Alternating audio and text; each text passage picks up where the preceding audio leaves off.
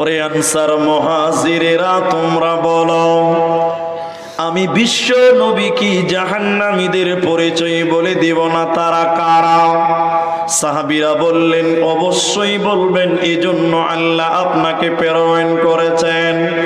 নবীজি বললেন, শুনে নাও, সুস্থ মস্তিষ্কে যারা মাল সঞ্চয় করে, মাল ক্ষয় করে, ছোট ছোট বিষয় নিয়ে যারা বিবাদ করে, ঝগড়া করে, ঝামেলা করে, আর যারা অহংকার করে, এই তিনজন লোক আল্লাহর জাহান্নাম যাবে।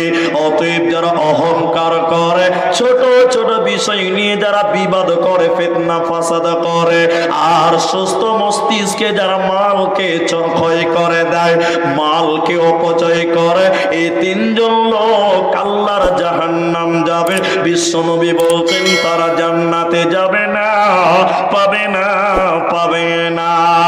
তিনজনের মধ্যে একজন হলো যে লোকটা অহংকার করবে, অহংকারের দুনিয়া গড়েছিল, ওই লোককে আল্লাহ জান্নাত দেবে না, পাবে না। অহংকার যতই ছোট হোক না কেন ভাইরা আমার, অহংকার যতই ক্ষুদ্র হোক না কেন, অহংকার করা যাবে না, নচেতে কিন্তু জান্নাত হবে না।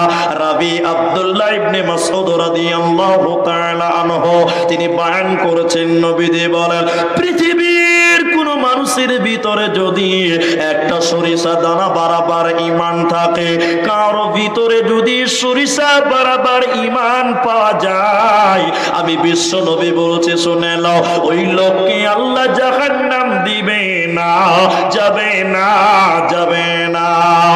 এরপরে নবীজি বলছেন, শুনে নাও, কোন মানুষের ভিতরে যদি সরিষা বরাবর অহংকার পাওয়া যায়, কারো ভিতরে যদি কিঞ্চিত পরিমাণ অহংকার পাওয়া যায়, সরিষা দানা পরিমাণ যদি অহংকার কোন মানুষের ভিতরে থাকে, নবীজি বলছেন, শুনে নাও, আল্লাহ তাবারাক ওয়া তাআলা ওকে জাহান্নাম দিবে, ও জান্নাতে যাবে না, পাবে না, পাবে না।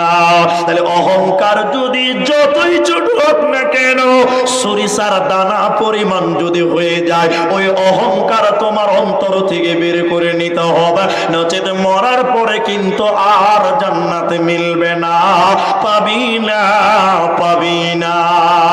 এজন্য আল্লাহ তাবারাক ওয়া তাআলা বলেন, ইন্নাল্লাহা, নিশ্চয় আল্লাহ তাবারাক ওয়া তাআলা, লা ইউহিব্বু, তিনি পছন্দ করেন না, তিনি ভালোবাসেন না, মান কানা মুখতালান ফখুরা, যারা দুনিয়াতে ফখর করবে, যারা দুনিয়াতে নিজেকে নিয়ে গৌরব করবে, ফখর করবে, মানুষকে তুচ্ছ তাচ্ছিল্য করবে, অহংকার যারা করবে রে, ওদেরকে আল্লাহ ভালোবাসবে না। আর আল্লাহ যাকে ভালোবাসবে না, ওই লোক মাথা টুকে মরে গেলে আল্লাহ জান্নাতে দেবে না, পাবি না, পাবি না। কি করলি তুই ভবে এসে, মায়া জালে গেলি ফেসে, আজরাইলে সে ধরবে কোসে, কে বাঁচাবে তোর প্রাণ? ওরে মুসলমান, তোরা হারাস না ঈমান, ওরে মুসলমান, তোরা হারাস না ঈমান। যদি করিস নামাজ রোজা, থাকবে না তোর পাপের বোঝা, যদি করিস নামাজ রোজা, থাকবে না তোর পাপের বোঝা, মরণকালে পাবি রে তুই জান্নাতি আদাব। ওরে মুসলমান, তোরা হারাস না ঈমান, ওরে মুসলমান, তোরা হারাস না ঈমান। অতএব যে লোকটা পৃথিবীতে অহংকারের জিন্দেগি করবে, মরার পর আল্লাহ টেনে হিচড়ে জাহান্নাম দিবে, ওর জান্নাত হবে না, পাবে না, পাবে না। এবার একটা গল্প শোনায় আপনাকে। আপনি বলবেন, জালসাতে গল্প কেন করবেন? জি, এটা পৃথিবীতে ঘটতেও পারে, নাও পারে, তবে লেখকের একটা জোর আছে। এটা অনেকেই মোবাইলে দেখেছেন এই ঘটনাটা।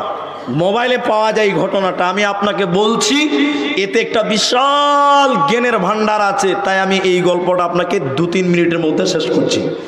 আগেই বলে দিচ্ছি, এটা কোরআন হাদিস কিচ্ছু নয়, আবার কালকে বলবেন দলিল দেন, তখন মুশকিল হয়ে যাবে। আগেই বলে নিলাম, এতে একটা জ্ঞান পাবেন। আল্লাহ কোরআনে বিভিন্ন যুক্তি দিয়েছেন, উদাহরণ দিয়েছেন, আমি একটা দিব আপনাকে। একটু হ্যাঁ না বলবেন আপনারা। দেখবেন কিছু কিছু মায়েরা আছে, ছেলে নামাজ পড়ে না, ছেলের বৌমা করতে চায় মাদ্রাসার বানাতের মেয়েদেরকে, করতে চায় না? হ্যাঁ না বলেন না রে বাবা? তা আজীব মানুষ কথা বলে না। তাইলে কিছু কিছু মায়েরা আছে, ওর ছেলে নামাজ পড়ে না, ওই দিকে ওর খেয়াল নাই, বউ করতে চায় মাদ্রাসার বানাতের মেয়েদেরকে। তো বউ করবে কত শখ, গল্পটা তাহলে এবার বলি। এক বিরাট বড় বাদশা, মানে এত টাকা আসে ও গুণে শেষ করতে পারছে না। তো বাদশাটার চরিত্র খুব খারাপ, বদমিজাজি, অহংকারী, গরিব দেখতে পারে না। তো এই বাদশা বিয়ে করেছে এক আল্লাহওয়ালি, দিনদার, পরেশগার, মোমেনা, সলেহা মাদ্রাসার মেয়েকে। এবার এই পর্দা রাসিন মেয়েটাই অহংকারীর বিবি হয়ে গেছে। এই বাদশা কোনোদিন কোনো বাইরে কাজে কর্মে গেছে, পর্দা নাসিন বিবি বাড়িতে আছে, রাজার বাড়িতে, বাদশার বাড়িতে। এই অহংকারী বাদশার বাড়ি গেটে এক ফকির এসছে, ফকির ভিকিরি ফকির এসে বলছে, বাড়িতে কেউ আছে? ওই পর্দা নাসিন মেয়েটা বোরখা মানে হিজাব অবস্থায়, পর্দা অবস্থায় বলছে, কে? তো ফকিরটা বলছে, আমি এক ফকির মা, আজকে 3 দিন খেতে পাইনি মা, কিছু খাবার হবে মা? তখন মেয়েটা আল্লাহওয়ালি, 3 দিন খাননি, আসেন বাড়ি আসেন। মেয়েটা বাড়িতে ডাকছে, কিন্তু মেয়েটা হিজাবের সঙ্গে আছে, পর্দার সঙ্গে আছে, বাড়িতে আরো লোকজন আছে, তা বলা নয়। ছেলেটা, পুরুষটা বলছে, বিক্রি বলছে, না আমি বাইরেই খাবো, কি আছে? বললো, না বাইরে কেন খাবেন, বাইরে কুকুর খায়, আপনি ঘরে আসেন। ডাইনিং এ খেতে দিয়েছে। মেয়েটা বোরখা পরে মুখ ডেকে আছে, যখন খেতে দিচ্ছে এমন সময় তার অহংকারী বদমিজাজি স্বামী বাদশা বাড়িতে আসে। আচ্ছা আপনারা বলুন, বাড়িতে যদি কোনো কম দামি লোক থাকে, গেট থেকেই বোঝা যাবে, যাবে না? কথা বলেন, যাবে না? অবশ্যই যাবে। বাড়িতে ঢুকলো, বাড়ি গেটে দেখছে স্যান্ডেল কম দামি, বুঝে লেছে কম দামি মাল। বাড়িতে ঢুকে থেকে ডাইনিং টেবিল এক ছিঁড়া জামা কাপড় পরে এক ফকির খেতে বসেছে। তখন এই বাদশা যে কে তুই? কে? বাবু আমি একটা ফকির, বাড়া এখান থেকে, তাড়াতাড়ি বাড়া। ফকিরকে এমন ধমক মেরেছে, ওর জান শুদ্ধ কেঁপে গেছে, তাড়াতাড়ি বাড়ি থেকে কাঁদতে কাঁদতে বেরিয়ে গেছে। और স্ত্রী বলছে, আল্লাহওয়ালি বলছেন, এই শোনেন মেয়েরা, আর স্ত্রী বলছে স্বামীকে, স্বামী আমার, ফকিরটা খাচ্ছিল, খেয়ে যদি চলে যেতে কোনো অসুবিধা হতো। এ বদমাইশ তখন বলছে, এই তুই আমার বউ না ওর বউ রে? কিছু এরকম দুশ্চরিত্র লোক আছে না, স্বামীর বিরুদ্ধে কিছু বলতে পারবে না, বললেই বলবো তুই আমার বউ না পাড়ার লোকের বউ বল। এরকম কিছু দুশ্চরিত্র পুরুষ আছে সমাজে। তার মেয়েটা বলছে, না আমি আপনার বউ, আবার কার বউ? কিন্তু লোকটা খেয়ে গেলে কি কোনো অন্যায় হতো? কাঁদতে কাঁদতে গেল, আল্লাহ নারাজ হবে না? এই স্বামী স্ত্রী ফকিরকে নিয়ে ঝগড়া হতে হতে হতে হতে তালাক দিয়ে দিল। মেয়েটা তালাকের ইদ্যত পালন করে আবার বিয়ে হলো। ছোট্ট করে বলছি, দ্বিতীয় স্বামীর যখন সংসার করছে, প্রথম স্বামীর চাইতেও বেশি বড় লোক, সুবহানাল্লাহ। মেয়েটা বাড়িতে আছে, দ্বিতীয় স্বামী বাইরে চলে গেছে। তৃতীয় স্বামীর ঘরে একটা ফকির এসে দরজাতে ফকির নাড়া দিচ্ছে। মেয়েটা দ্বিতীয় স্বামীর ঘরে বলছে, কে? বলে, আমি একটা ফকির মা, আমি 5 দিন থেকে খেতে পাইনি। তখন মেয়েটা বলছে, 5 দিন খেতে পাননি? না, বাড়িতে আসেন। কিন্তু কসম, এই মেয়েটা পুরুষকে দেখেছে কিন্তু ভালো করে লক্ষ্য করেনি, ফকিরকে লক্ষ্য করেনি, ফকিরও মেয়েটাকে লক্ষ্য করেনি। এই 5 দিনের বিগেরিকে বাড়িতে নিয়ে ডাইনিং টেবিলে যখন খেতে দিতে যাচ্ছে, মেয়েটা তখন ওই ফকিরের মুখ দেখেছে। যখন মুখ দেখেছে, মাথা ঘুরে, মাথা চক্কর দিয়ে অজ্ঞান হয়ে বেহুশ হয়ে পড়ে গেল। ফকির তাড়াতাড়ি বেরিয়ে গেল। বাড়ির মেয়েরা পানি টানি দিয়ে মেয়েটাকে অজ্ঞান থেকে জ্ঞান ফেরালো। দ্বিতীয় স্বামী এসে বলছে, বিবি আমার, তুমি একটা ফকিরকে দেখে কেন অজ্ঞান হয়ে গেলে বলো? ঘটনা থেকে শিক্ষা নিয়ে বিষয়টা কি এবার আপনি পেয়ে যাবেন, শোনেন। বিবি বলছেন স্বামী আমার, আপনি জানেন না আজকে যিনি আমার বাড়িতে 5 দিনের না খাওয়া ফকির এসেছিল, ওই ফকিরটা অন্য কেউ নয়, কেউ নয়, ওটাই ছিল আমার প্রথম স্বামী। একদিন তার বাড়িতে 3 দিনের না খাওয়া ফকির এসেছিল, ভিখারি এসেছিল, যার জন্য অহংকার করে 3 দিনের না খাওয়া ভিখারিকে বাড়ি থেকে বের করেছিল। স্বামী আমার আল্লাহর কারিশমা দেখলেন, 3 দিনের না খাওয়া ফকিরকে তেড়েছিল কেন? অহংকার করার কারণে। অহংকার করে বাড়ি থেকে বের করে দিয়েছিল। আল্লাহ তাবারক ওয়া তাআলা অহংকারের পতন ঘটিয়েছে। ওইটা আমার প্রথম স্বামীকে আল্লাহ 5 দিনের না খাওয়া ফকির বানিয়ে আমার বাড়িতে পাঠিয়েছে। একদিন সে ছিল করোড়পতি, একদিন ছিল সে আমির, কিন্তু অহংকার করার কারণে আল্লাহ তাকে ভিখারি বানিয়েছে। দ্বিতীয় স্বামী বলছে, বিবি আমার, যদি কিছু মনে না করে একটা সত্য ঘটনা তোমাকে বলে নিয়ে শোনো। যেদিন তোমার বাড়িতে 3 দিনের না খাওয়া ফকির গেছিল, ওই ফকিরটা অন্য কেউ নয়, কেউ নয়, আমি ছিলাম সেদিনের 3 দিনের না খাওয়া ফকির। তাহলে অহংকার না করার কারণে আল্লাহ আমির বানাতে পারে, আর অহংকার করার কারণে আমিরকে আল্লাহ ভিখিরি বানিয়ে দিতে পারে। এই গল্প থেকে শিক্ষা নিয়ে হলো, যে লোকটা পৃথিবীতে অহংকার করবে রে, আল্লাহ তাকে দুনিয়া ধ্বংস করে দিবে, আল্লাহ মরার পর জাহান্নাম দিবে, কোনো উপায় রবে না। অহংকার কোনোদিন সাকসেস হতে পারে না, অহংকার কোনোদিন কামিয়াবে হতে পারে না। আল্লাহ তাবারক ওয়া তাআলা বলে, ও লোহাপুরনো লোহাটি বীরভূমের মুসলমান শুনে নাও, কোরআনের দিকে লক্ষ্য করো।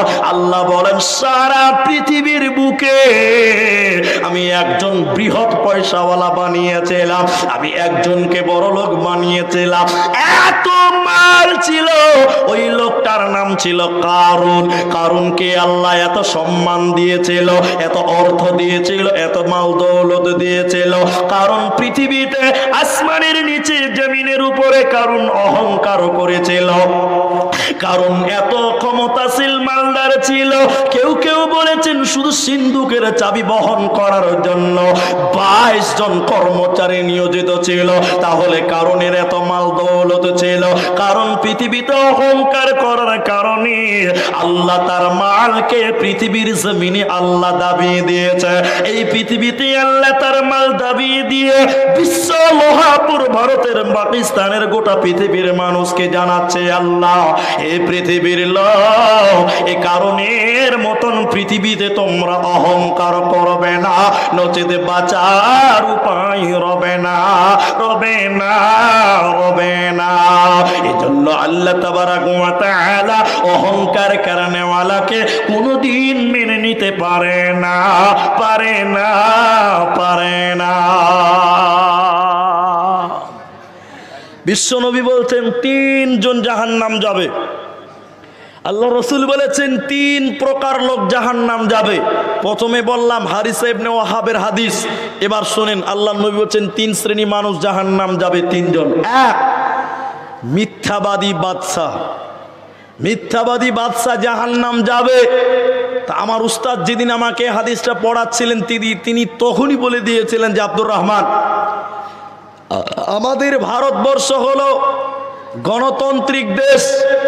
ভোটে দিয়ে ভোটের পর এমএলএ, এমপি, মিনিস্টার, মুখ্যমন্ত্রী হয়। এটা রাজতন্ত্র দেশ নয়, এটা গণতান্ত্রিক দেশ। তা আমার উস্তাদ বলেছিল যে, আব্দুর রহমান, এখানে তোমাকে তর্জমা করতে হবে মিথ্যাবাদী বাদশা নয়, বরং বলতে হবে, মানুষকে বুঝাতে হবে মিথ্যাবাদী নেতা। মিথ্যাবাদী নেতা আল্লাহর জাহান্নাম যাবে। বিশ্বনবী বলেছেন তারা আল্লাহর জান্নাতে যাবে না। পুরুষ মানুষ যারা আছেন একটু কথা বলেন, আমাদের দেশের বেশিরভাগ নেতা সত্য বলে বেশি না মিথ্যা বলে বেশি? সবাই বলেন, এটা জোরে বলেন না।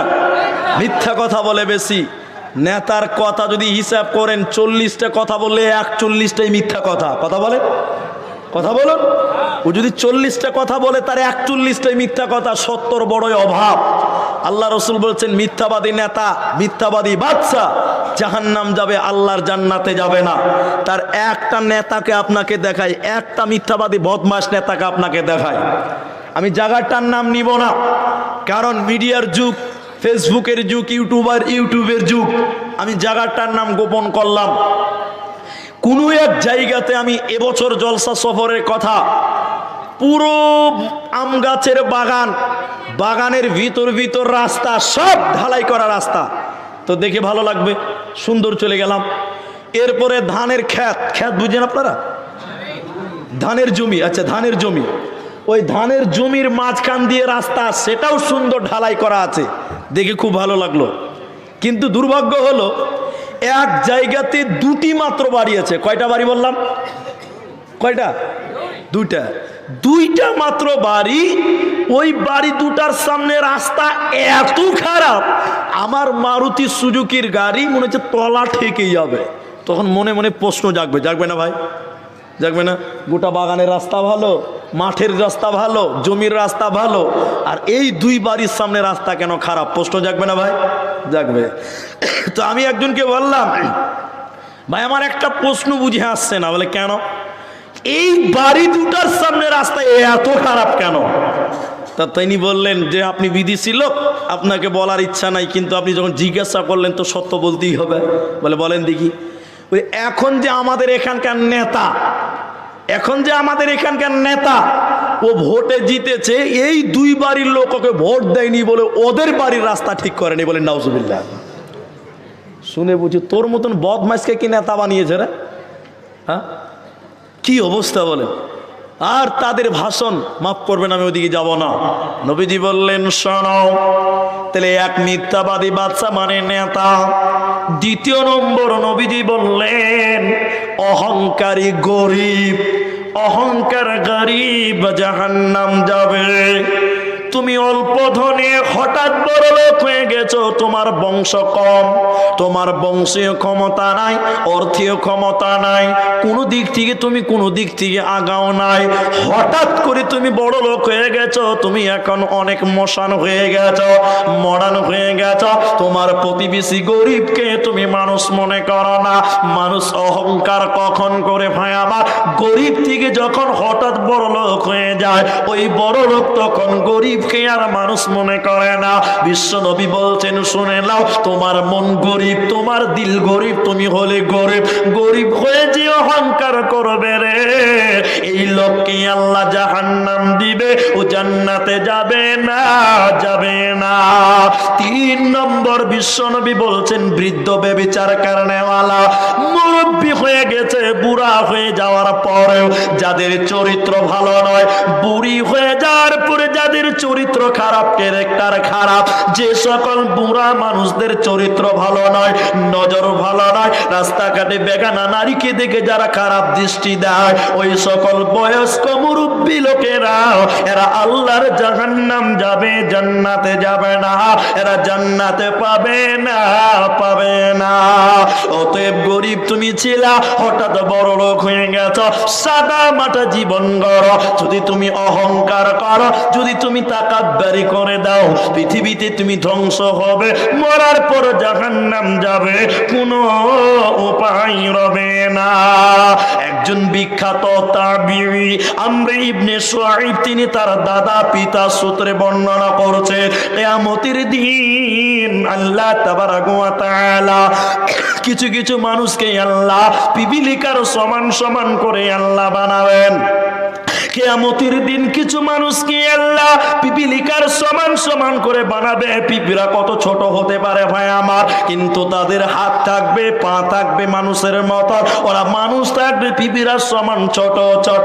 এই পিপিরা সমান মানুষদেরকে আল্লাহ কিয়ামতের দিন ফেরেশতাদের চতুর্দিক থেকে তাদের বেষ্টন করে ধরবে ফেরেশতারা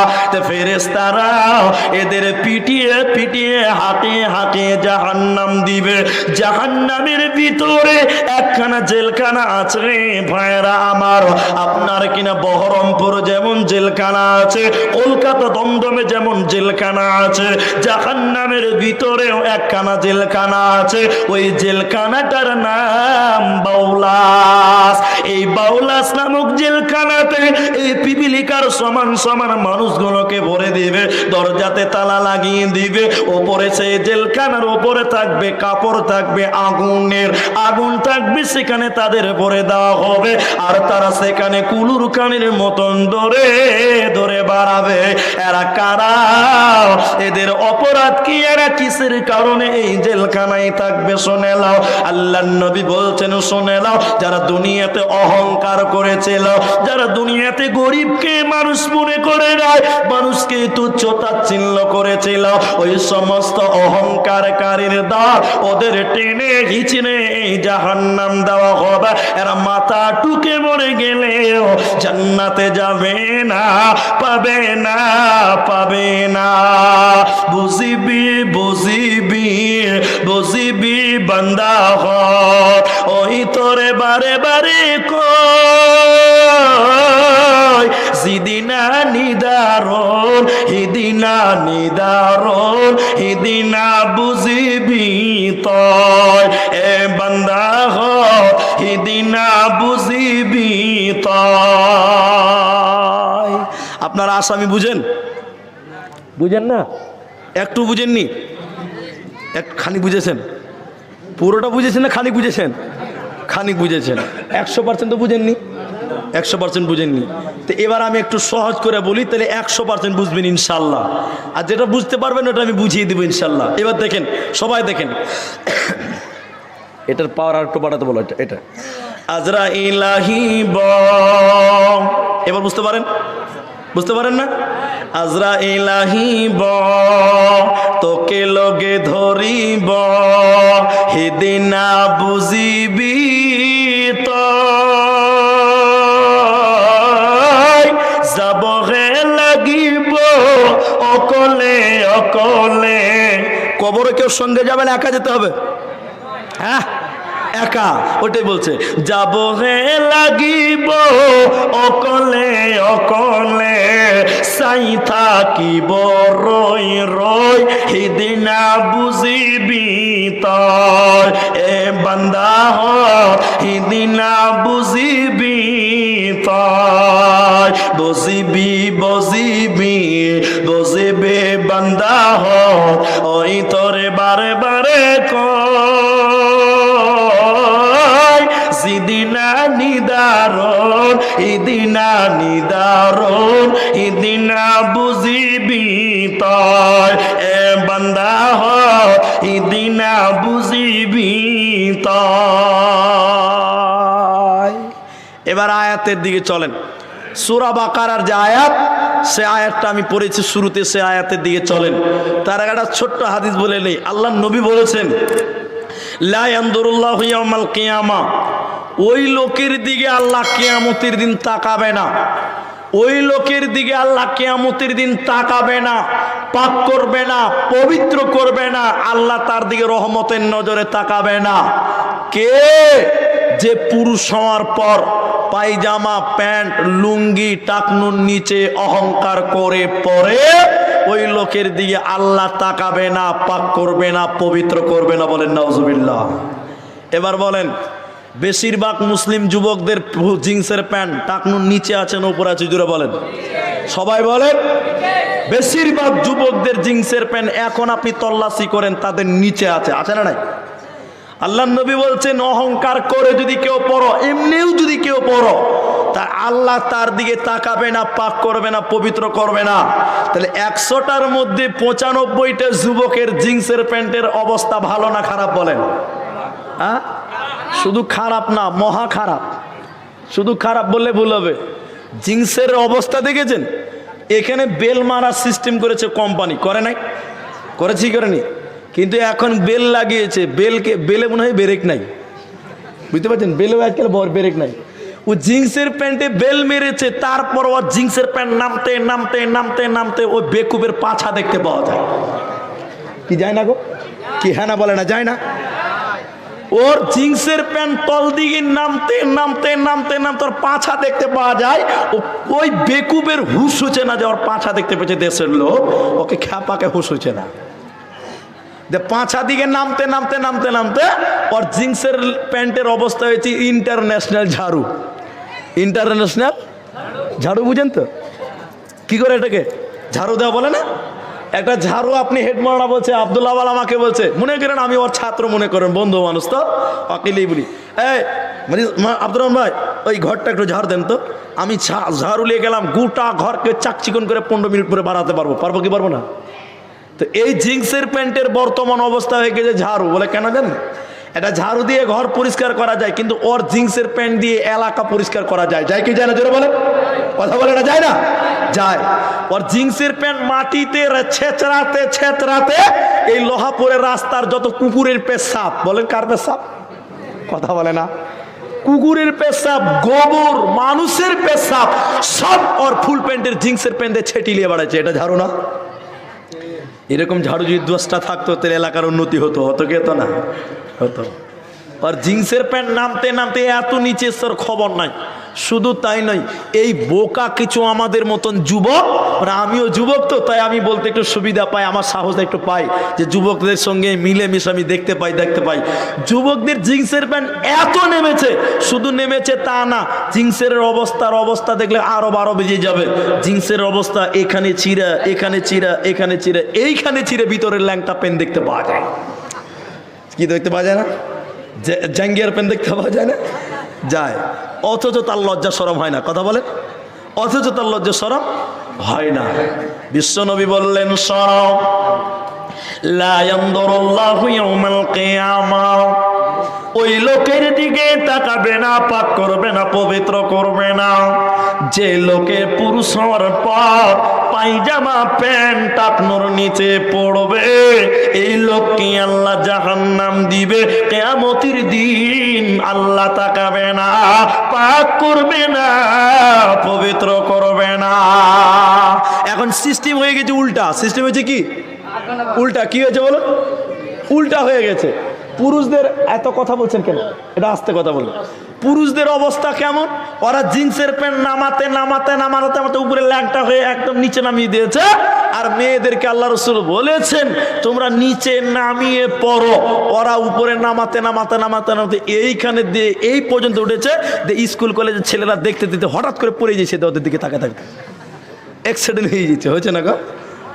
হ্যাঁ, ওদের পায়জামা, প্লাজো পায়জামা উপরে উঠতে উঠতে এই পর্যন্ত। অথচ আল্লাহ রসুল বলেছেন মেয়েদের থাকবে টাকনুর নিচে আর ছেলেদের থাকবে উপরে, কিন্তু ছেলেরা পড়েছে নিচে, মেয়েরা পড়ছে উপরে। কথা বলেন, কথা বলেন। এই জন্য কোন এক কবি বলেছিল, অনেক পুরাতন গজল, বর্তমানে যুগের হাওয়া বইছে উল্টো দিকে, বইছে উল্টো দিকে, লিখতে বসে চিন্তা করি,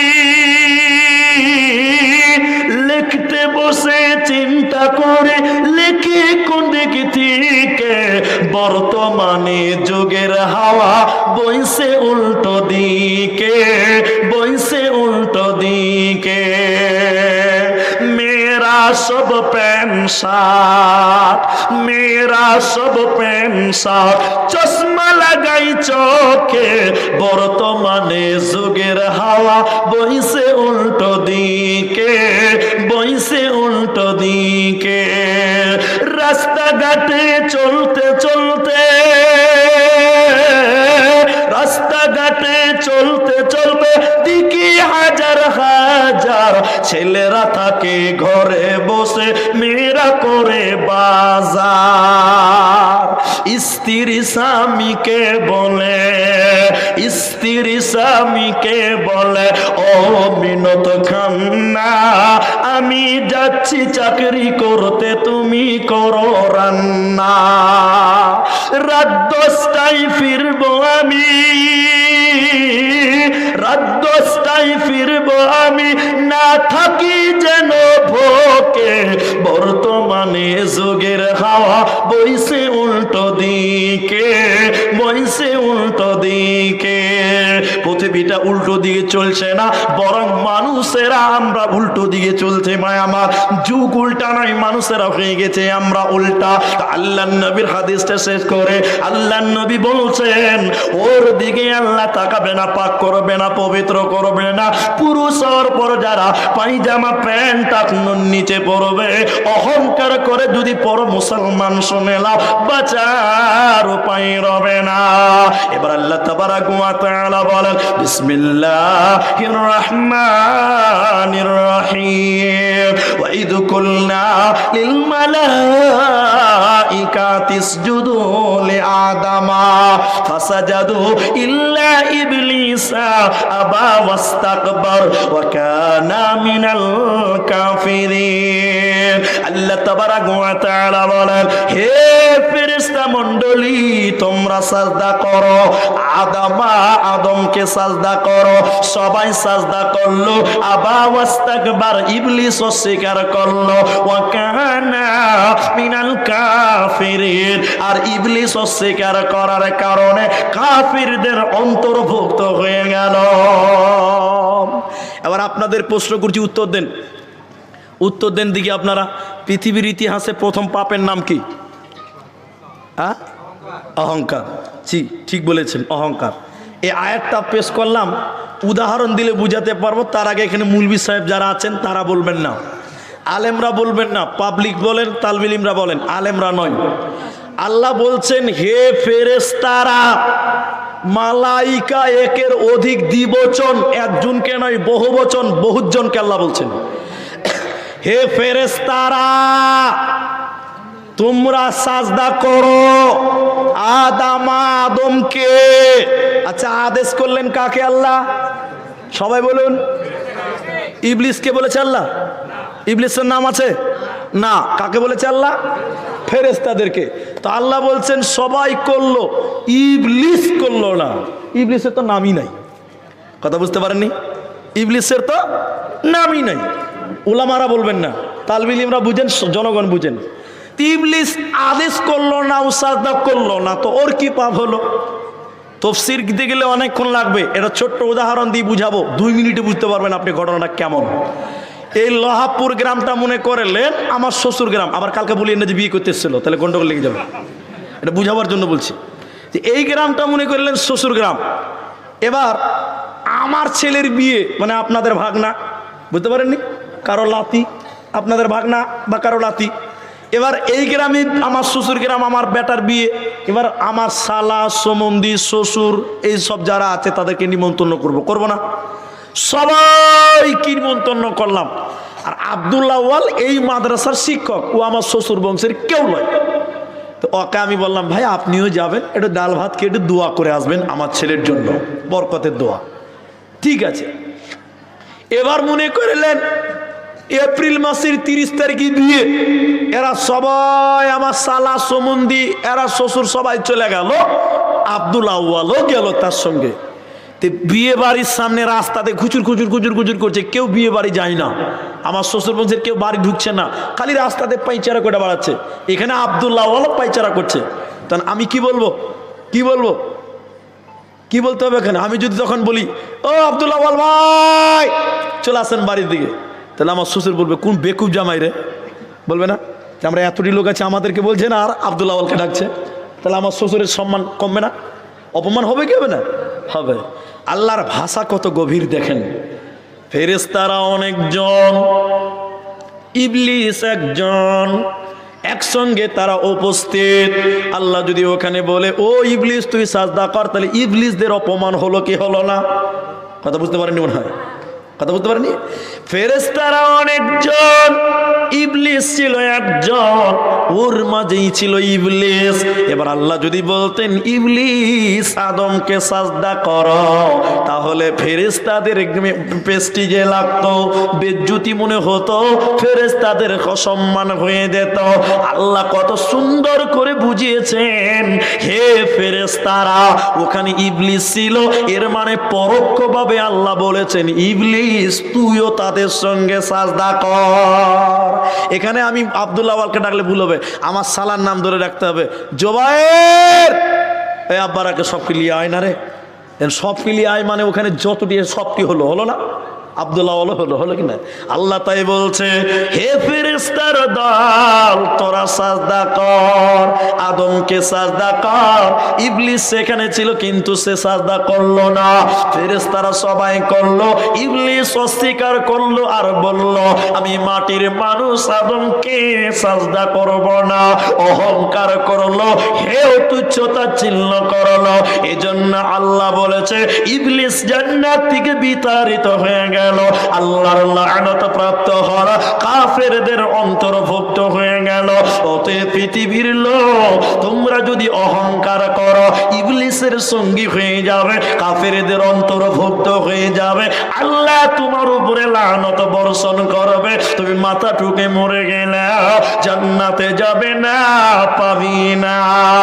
এজন্য আল্লাহ ইবলিসকে জান্নাত থেকে তেড়েছে, জান্নাত দিবে না। অতএব আমরা যদি অহংকার করি, আমাদেরকে আল্লাহ জান্নাত দিবে না। যে হাদিস বলেছিলাম সরিষা দানা পরিমাণ, এবার আরেকটা হাদিস বলি। তিনিও আব্দুল্লাহ ইবনে মাসউদ তিনি রাবী, তিনি বলছেন, তখন বললাম সরিষা দানা। এবার বিশ্ব নবী বলছেন, শুনে নাও, কার ভিতরে যদি শুনে নাও এক বিন্দু যদি ঈমান পাওয়া যায়, ওই লোককে আল্লাহ জান্নাত দিবে, জাহান্নাম দিবে না। এরপরে নবী বললেন, শুনে নাও, কারো ভিতরে যদি এক বিন্দু অহংকার পাওয়া যায়, ওই লোককে আল্লাহ জাহান্নাম দিবে, ওকে জান্নাত দিবে না, পাবে না। সাহাবীরা জিজ্ঞাসা করলেন, ইয়া রাসূলুল্লাহ, ইয়া হাবিবাল্লাহ, ও দয়ার নবী গো, আপনি বলেন এক বিন্দু যদি অহংকার থাকে, ওই লোক জাহান্নাম যাবে, জান্নাতে যাবে না। নবী আপনি বলুন তো, মানুষের অভ্যাস হলো, মানুষেরা চায় তার জামাটা সুন্দর হোক, দামি হোক।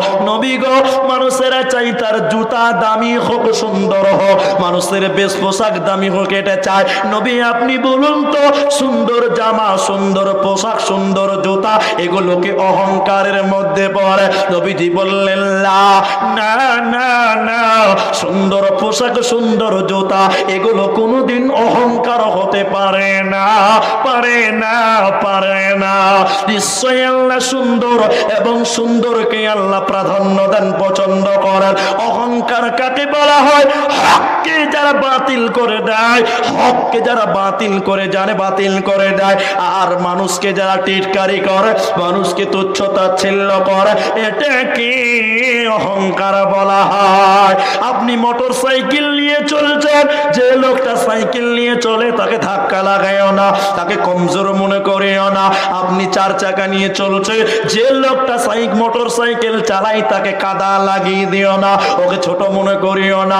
অতএব বন্ধুরে, প্রতিজন মানুষ নিজের গতিতে চলবে, কেউ কাউকে অহংকার করবে না, কেউ কাউকে তুচ্ছ-তাচ্ছিল্য করবে না, নচেতে কিন্তু উপায় রবে না, রবে না।